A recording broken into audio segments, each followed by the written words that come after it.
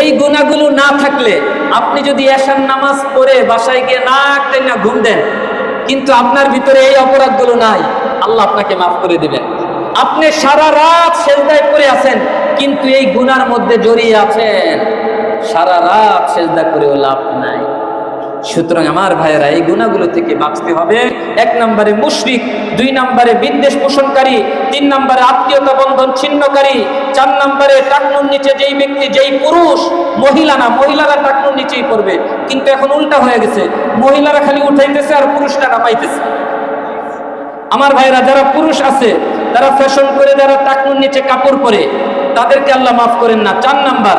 5 নম্বরে মা বাবার অবাধ্য সন্তান, 6 নম্বরে নেশা পানকারী, 7 নম্বরে অন্যায়ভাবে কাউকে হত্যাকারী, 8, 9 এই 2টা হচ্ছে জালেম, যে ব্যক্তি জুলুম করে। 10 নম্বরে যেই ব্যক্তি গণক, আইডিয়া করে এক একটা জিনিস বলে দেয় মানুষকে। 11 নম্বরে জাদুকর, 12 নম্বরে মুনাফিক, 13 নম্বরে ব্যভিচারী, 14 নম্বরে আগেরটা মুশাহিন আহলুল হাকদি, হিংসা বিদ্বেষ পোষণকারী, 15 নম্বরে কুফরিকারী, যেই ব্যক্তি আল্লাহর নিয়ামতের শুকরিয়া আদায় করে না। আমার ভাইরা, এই পর্যন্তই আলোচনা।